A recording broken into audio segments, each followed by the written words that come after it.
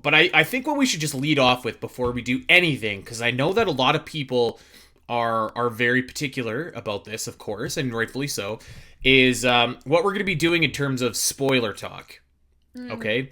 So if you do not have Echoes of Wisdom and you want to be like completely blind, you probably shouldn't listen to the show. Bookmark it, come back in a little bit, and listen to it once you've progressed in the game. I remember we did the opening episode for Tears of the Kingdom, and somebody was livid that we talked about what happened in the first 5 minutes. So I was like, brother, maybe come back to the show at a later time. Like, just don't listen. Yeah, seriously. Now, that being said, I don't know, Al. I think, like, we're not going to give away any spoiler details. What we're talking about today only takes us to the first dungeon. So we're going to talk about the first dungeon, and maybe the cutscene after the first dungeon, and then that's it.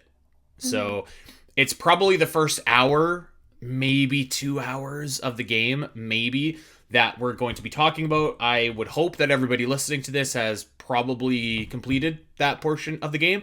If you haven't, no worries. Bookmark this, come back, listen to it after. Yeah, I agree. I think we should also maybe lay some ground rules for ourselves. Are we going to talk about any story points leading up to the first dungeon, or are we just going to leave those alone until we do a full-blown story spoiler episode? I think that we're going to talk about... So we're going to touch on things, right? Like, we're not going to go full in-depth. So we're not going to go fully in-depth into the story necessarily. But we will touch on everything that happens and leads up to the first dungeon. We're going to touch on the dungeon, but we won't do like a full breakdown, because we are going to do a dungeon ranking episode here in the next coming weeks. But yeah, we'll still talk about that kind of stuff as well, for sure. Okay, sounds good to me. And the other thing I would say to anybody, I don't know if you agree with this, Al. I actually don't know that there's like a lot of... So I'm about 3 dungeons in, and I haven't really stumbled upon anything I would even deem a spoiler. Like, there's nothing in the game that, like, we didn't already know from the trailers, I think I would say. I feel like I know you and I have 2 different playing styles. I talk to literally everybody, and I don't think you do. I don't think you did during Tears. So I feel like I get a lot more story information from talking to literally every single person in the game. Oh, I've been talking to everybody. Okay, so yeah. there's information in that I feel like we didn't know. So yes. I won't like jump into those things. I have notes on all that, and when we get into full story spoilers. But when it comes to like the gameplay, what we thought were going to be the dungeons, etc., like, yeah, no major spoilers, at least for the first 1 or 2 hours. Yeah, and my definition of spoilers, you're right, is a little bit different. Like, I'm 3 dungeons in, and we still don't know, like, what's causing the rifts. We don't know if, the mastermind, anything like that. So everybody listening and concerned about spoilers, I'm probably right in the same boat as you. I'm still just like, what's going on here? What's causing all these rifts over in the land of Hyrule? So wanted to just lay down that at the very top of the show, let everybody know that is going to be how we're going to be rolling here the next couple of weeks. And then we will, for every... So this is our game plan, too, going forward. Next week, we're going to talk about the first 2 sections, dungeons, I guess, let's just call them. The first 2 regions, maybe. The week after, we'll talk about the next 2 regions.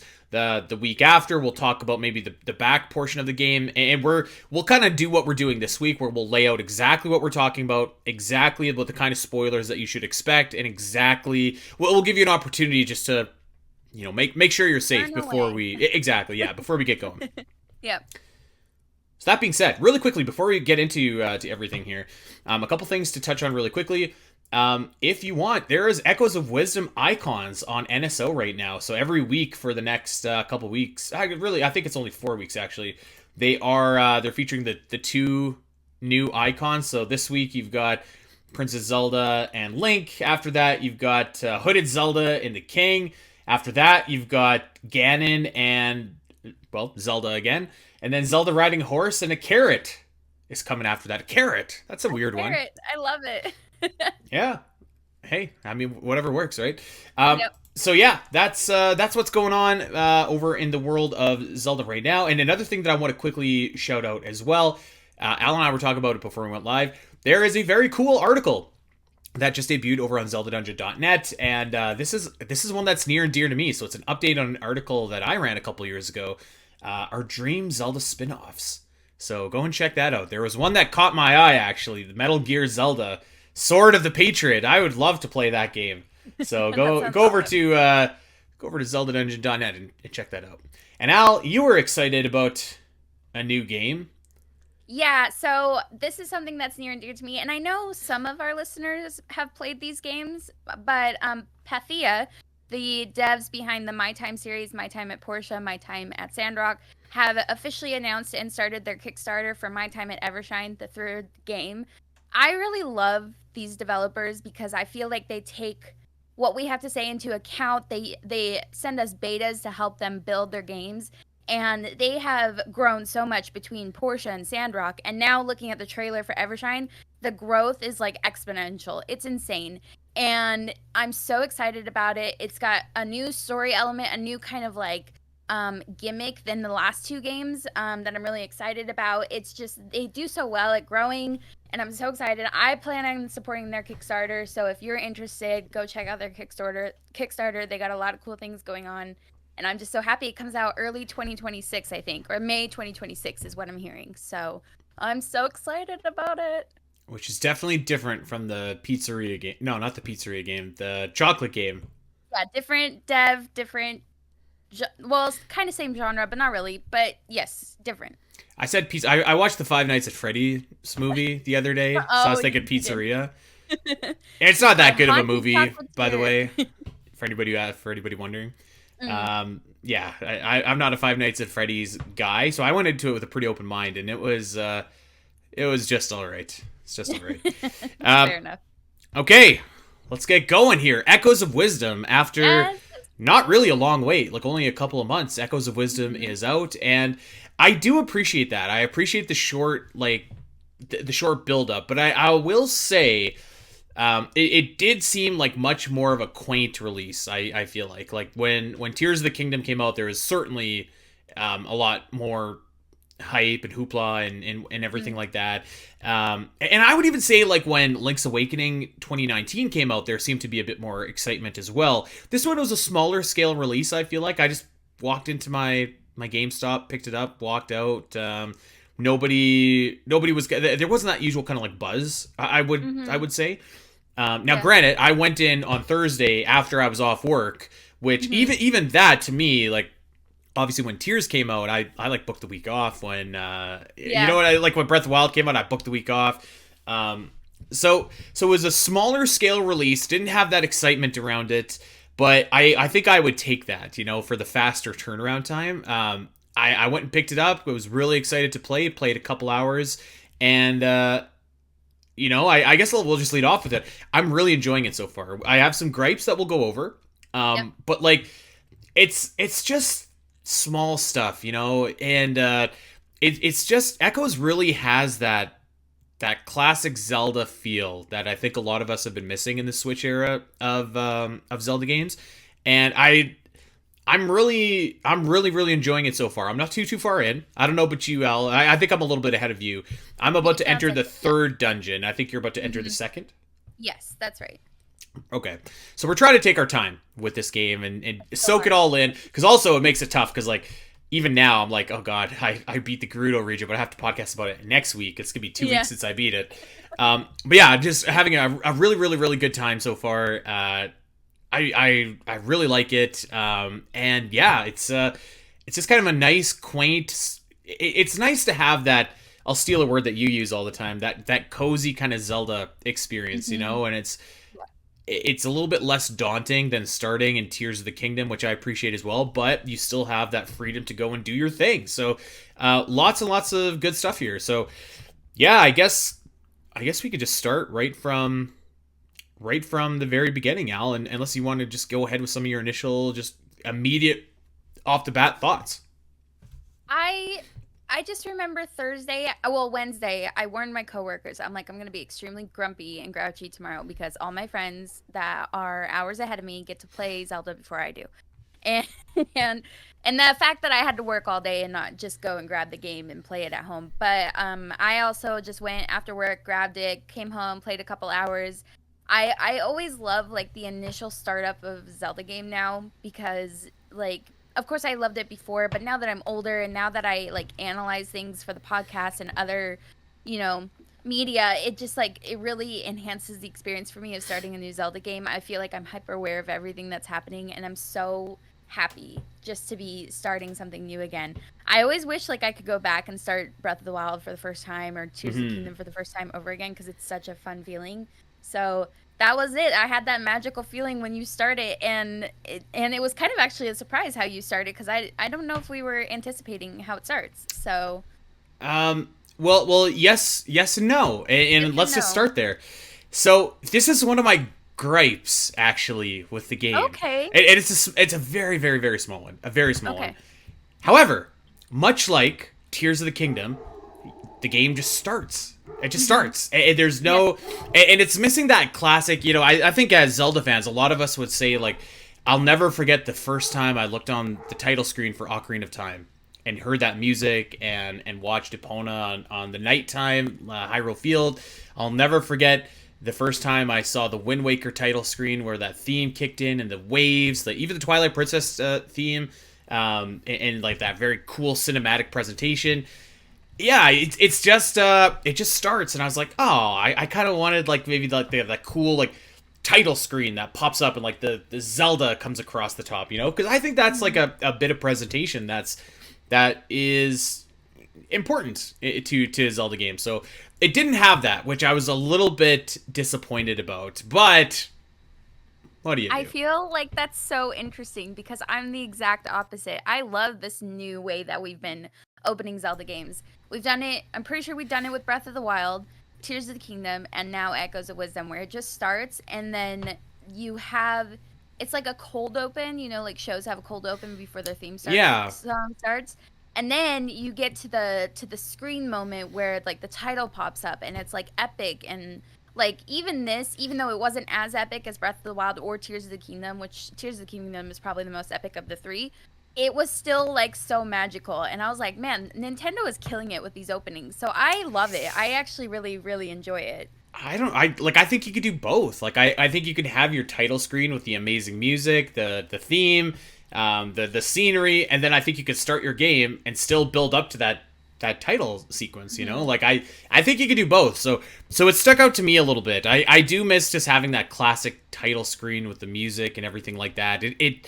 It's a small thing, but I don't know. I really enjoy it. Like some of my fondest Zelda memories are just like watching the title screen. You know. Yeah.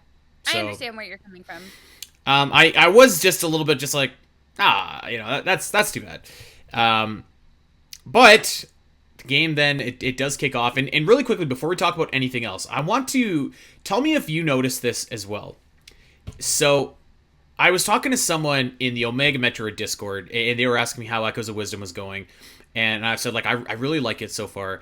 One thing that I've noticed compared to Link's Awakening 2019, I feel like the game, like the graphics, like it's just a little bit more fluid, if that makes sense. And what I mean by that is like in Link's Awakening, like obviously this art style is like the diorama style where it looks like a toy, and that game was like very much, it looked like a real life diorama, right? Yeah. And this one it does too, but it's just a little bit smoother, a little bit more I fluid. know Have what you you're noticed talking that? about. Yes, I do know what you mean. Like, and I compare it in my mind to Link's Awakening 2019 all the time, but I'm almost like, it almost feels completely different because of just like this minor shift that, yeah, it does kind of feel like a diorama in Link's Awakening, but in this, it just feels like its own entity. Like, it took that and evolved, but Yeah. now the only thing that's really similar to me is the art style, really. Like, the art style is the only thing. The rest is like, it feels like a different beast almost. Like obviously the way that you play as Zelda is different than the way you play as Link, but even like that's just the way you move. I don't know. I don't Moving, know the how to graphics, describe it. like Yeah, it's it's really hard to explain, but it's so different. maybe it's just like the frames per second, or although I've seen a lot of people with issues about that as well. I But had a little bit of a lag. That's okay though. It's not a big deal. you know what? I haven't run into anything yet, but I have heard from multiple people that there is some times where the game can slow down. Even if it does, like that doesn't bother me. But No, yeah, not me either. it seems like everything's just a little bit smoother, a little bit less like when I say rigid, I don't mean that in a negative context, because I think that worked really well in Link's Awakening. But yeah, this one just seems a little bit more, I don't know, like almost like water flowing. You know what I mean? Instead of like Yeah, it's hard like ice. Yeah.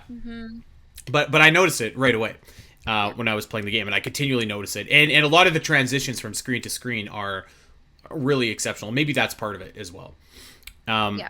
But yeah, so the game starts off exactly where we thought that it would start off, Al. That scene with Link and Ganon was indeed the opening scene, and you do indeed begin the game playing as Link. I think that's what I meant by being surprised, because I can't remember if I thought that was going to happen or not. I know we talked about that, like if you were going to play as Link at all, and I don't remember if I said maybe at the beginning. But like when it did happen, I was kind of surprised. I thought we were just going to see the opening sequence that we know from the initial teaser, and then that'd be it, and you start playing as Zelda. So I was a little surprised that you play as Link. But then again, it took me back to Tears of the Kingdom, where you were under the castle at full strength, you know, about to start your journey. So Yeah. I liked it. I thought it was really cool, actually. Yeah, I thought the intro was good. I'm pretty sure I said on this show, I'm pretty sure we're starting the game as Link. Maybe someone could fact check me if I'm wrong, but Yeah. yeah, it started off like I thought, and it pretty much just went to exactly like there's a scene that we've seen from the trailer. You do have a little introductory fight against Ganon, and Ganon looks great in this as well, as we knew he would. Yeah, he looks great. He sounds great. Something I wanted to bring up before we got to Ganon is, can you tell me if Link's Awakening did this? Because I can't remember. But the angles that you can do in this game, like, are so different than most 2D Zelda games. Like, most 2D Zelda games you can do up, down, left, right. But now you could do, like, diagonal angles and, like, L target. And is that new? Like, I feel like that's new to me. I'm pretty sure L targeting is new. That was not in Link's Awakening. I don't believe that the diagonal directional pad is new though. I'll be honest, like I played Link's Awakening the remake once, and I actually haven't like replayed it since then, and not because I didn't like it, just because there's something about Link's Awakening DX that this is very like charming to me. So I've played a lot of Link's Awakening DX, but not actually the first game there. So I do feel pretty confident though that L targeting was definitely not in Link's Awakening. And what a spectacular addition to this game, which again like sounds so simple, but like it really makes a difference, particularly with how you use the echoes to fight. But yes. Yeah, it was really good. You're just using it with Link's arrows, and I'm like, this is insane for 2D Zelda, at least in my opinion, from my memories of the 2D. It's been a long time, so yeah, I just like that was something that really impressed me leading up to the Ganon fight. Yeah, so I thought that the way that you use items as Link, which is kind of mirrored the way that you use items as Zelda later on in the game, it's the Link Between Worlds system. Actually, not even, because the Link Between Worlds uses magic in order to use like your bow or your bombs or whatever. This one, you just press it, you have infinite ammo, which is awesome. And now you do have your what's it called, the might meter later in the game, but I like the way that works too. It felt pretty smooth. Yes, I agree. Yep. So Link defeats Ganon as we. I loved that fight. It was like you Ganon fight, you know, from good. A Link Between Worlds. I liked it. I was like kicking my feet. I'm like, oh, Dead Man's Folly, here we go. You know. I was trying to do like the moves from the trailer, like charge up my spin attack and jump and then hit it, you know. So I was making the fight harder than it needed to be. Like I could have just slashed him and won, but he got me down to about half health, and I was like, all right, let's just finish this guy off. I did the same thing where I was like, I want to take my time with this, but obviously you're max powered Link versus Ganon, so naturally it was gonna go fast. You know what? So after that fight, Link is swallowed up by the rift. He's fallen in his last act. Poof! He fires that arrow off and frees Princess Zelda, and then you finally start to take control of the princess. You pick up his hood, and all of a sudden you gotta hightail it out of there. And I thought that this escape sequence is actually kind of tough. I'm not gonna lie to you. I got swallowed up by the rift. I did too, and I was also like screaming because it was kind of terrifying, like that stuff like following you so fast, and you're just It was pretty fast, Zelda. right? Like yeah, and I was just like ooh, and then I saw some like blocks falling on the right, and I'm like oh I'm gonna have to jump up those blocks, so I go that way, can't jump up those blocks, so I got swallowed up by the rift. Yeah. My brother Shad's like why didn't you go left? I'm like because my Zelda brain, the blocks fell, so that meant I had to go over there and jump on them. I was just like, Zelda, you gotta move. Must go faster. Come on. Like, so I got swallowed up and then had to redo it again, which felt a little embarrassing. Can I just say how satisfying too it was that the first moment that you got to control Zelda was helping her break out of that damn crystal? Yeah, that was so pretty good. Satisfying. I was That like, was oh my god, it was so good. I was like, yes, let's get it. it was kind of like a nice little a bit of like self-awareness there where Nintendo's just like, we're tired of this goddamn crystal that Zelda's been stuck in for, ever since Ocarina of Time. So it was actually pretty cool, just like boom, boom, boom, psh, breaking it open. That was a great moment. And amazing. I mean, we saw this in the trailer, but I'm a sucker for that sweeping vista shot of Hyrule, and it looked spectacular as well. Yes, with the opening and the music and the title. Yes, that was very good. I loved it too. Yeah, so lots of action in that first opening sequence. So this is probably like the first like 10 minutes of the game. So we start off, we're going to Hyrule Castle, and first and foremost, I got to say I mean this is a given, but like this game is just like so full of charm and whimsy and just that quality that just like makes you fall in love with Zelda. So I loved seeing that. I loved. Oh god, now the name is actually escaping me. Is it Hyrule Castle Town? Is it Castle Town? Hyrule Castle Town.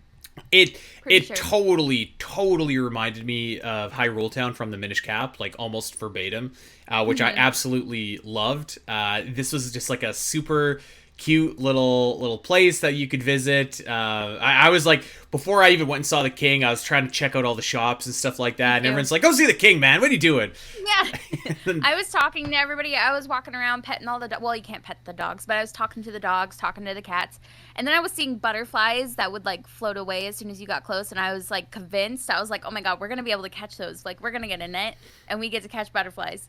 And I still don't know if that's the case yet, but I hope so. But I hope so too, because it like seemed in my little cozy gaming brain, I was like, that seems like a very collectible thing to do, is have little butterflies that float away as soon as you get close. So what did you say we were going to be collecting last week? Stamps. Stamps, that's right. It's better than stamps. I'd rather collect butterflies than stamps. I would rather collect butterflies than stamps. And we'll talk about the collectathon here in a bit, I think. Okay. So we'll get there. But yeah, anyway, so I was seeing all the little bugs and stuff and thinking we could like catch them in the town and stuff like that, and there'd be a crazy bee man like there is in A Link Between Worlds or something. But yeah, it's a very cute, quaint little town. Mm-hmm. Well, as you can probably imagine, and this is maybe the only slightest spoiler-ish thing here, so I don't know, skip ahead like 2 minutes if you just want to skip past this. So here's your chance. Just skip ahead, starting now. But you go to the castle. The king is absolutely overjoyed to see Zelda safe. And one thing that stuck out to me here is that nobody knows about Link, and in fact, Zelda and Link do not know each other in this game. Yeah, nobody knew about. I made that connection too. I was like, nobody knows about Link here in Castletown. Mm-hmm. That's really weird. They're like, oh, swordsman in green. Which, I mean, like, is fine. It's actually kind of refreshing because it's like it's the beginning of their relationship. He's not like a knight or anything like that, so it was kind of cool to see like, who is this Link guy? And you'll go to other towns in the game, and they do know Link, but his legend, so to speak, hasn't made its way to Hyrule Castle yet. Mm-hmm. Yeah, I was very intrigued by that as well. Things quickly go very wrong. There's a rift that comes in. It sucks everybody up, and except for Zelda. And this is one of the things I think that was implied, but we didn't know either, is that if you are sucked up by a rift into the still world, there's like an evil copy of you, like a dark version that can potentially come back out. So all of a sudden there's an evil version of the king. There's an evil version of what are their two faces? I'm like the The absolute worst with general names. I'm right sorry. and left, the like scientist, the researcher. Hmm. Um, Oh, she's a minister. She's yeah, minister left. she's somebody important. She's like the Pura basically of this game. Mm, And lefty, left. I don't know. left. I'm saying left. Okay. So anyway, there's evil versions of these guys, and all of a sudden the king kind of seems a little bit drastic. He's like, "We're gonna put Zelda to death because she is causing the rifts." Oh my god, it's so dramatic. They're like, execute Zelda, and I'm like, holy F. I know, That's this cute little charming cozy game, and they want to behead Zelda. That's crazy. Okay. Another couple of quick seconds here of spoiler talk, but there is like some creepy stuff going on. And actually, you know how I mentioned I just watched Five Nights at Freddy's, right? Uh-huh. So they talk in this game, and they're like, these rifts appeared and they started to steal children. Yeah. And it's just like, damn.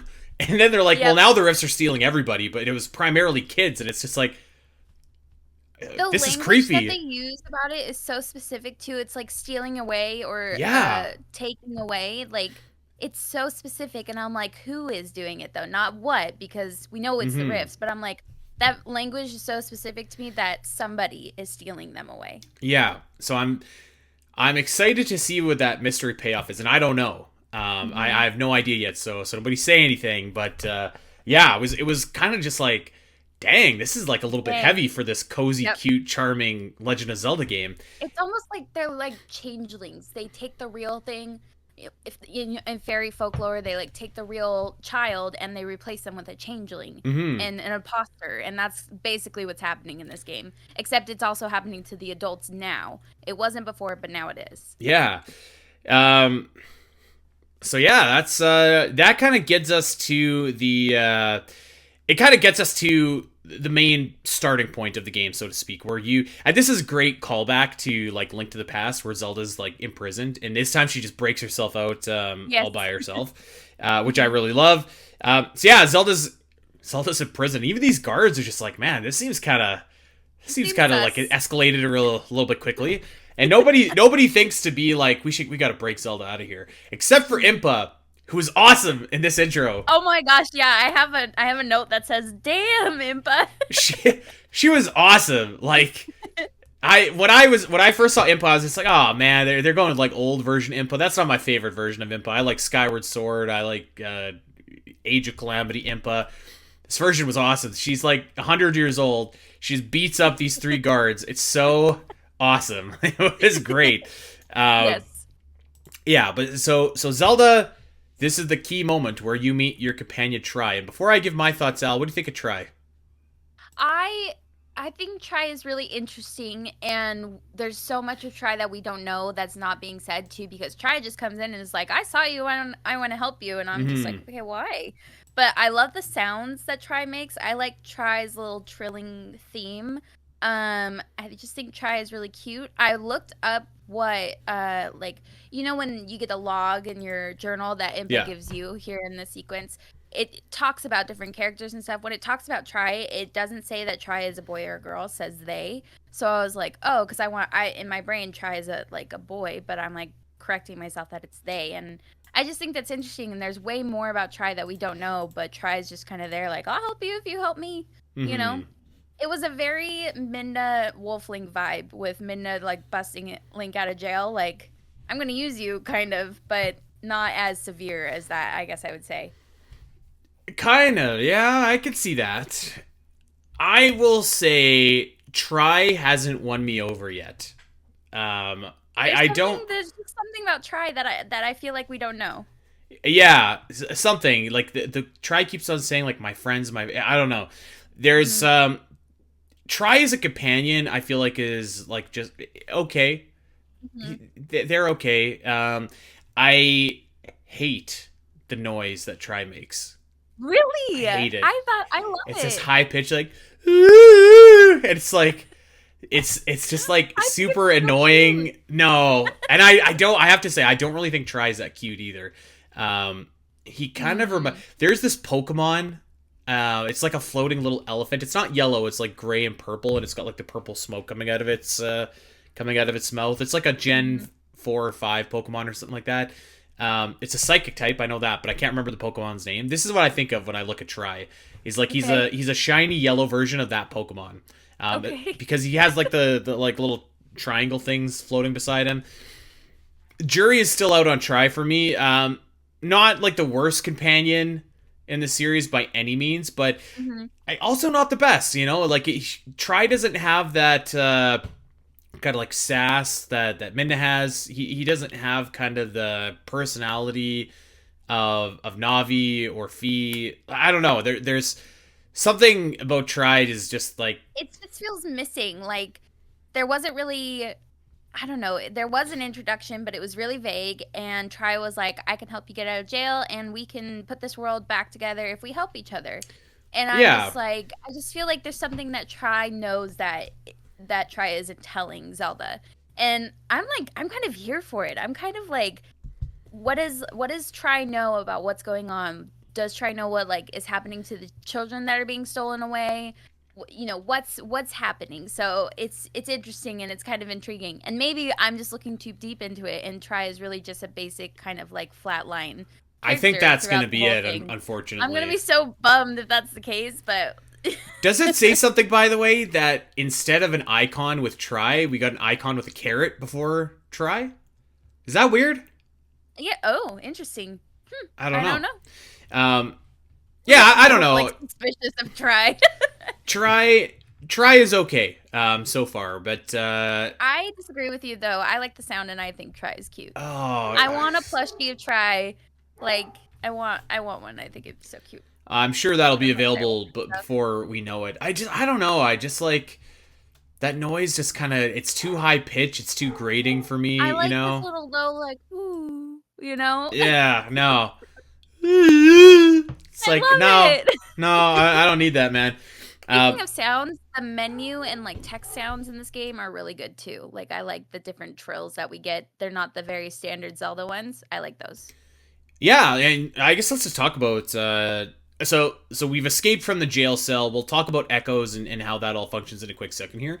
Yeah, the way that the menu is laid out is virtually identical to Breath of the Wild and Tears of the Kingdom. Yep. It's pretty much the exact same, which isn't a bad thing. And the way that the map is laid out is pretty much the same idea as well. Actually, pretty much everything, like when you press select or start, it's Breath of the Wild, Tears of the Kingdom. It's the open world Zelda games, which I guess like makes sense because I'm sure that the idea is like we've created a whole ton of new Zelda fans with these two games that are hopefully going to check out this new quainter Zelda game. Let's make it a little bit more familiar for them.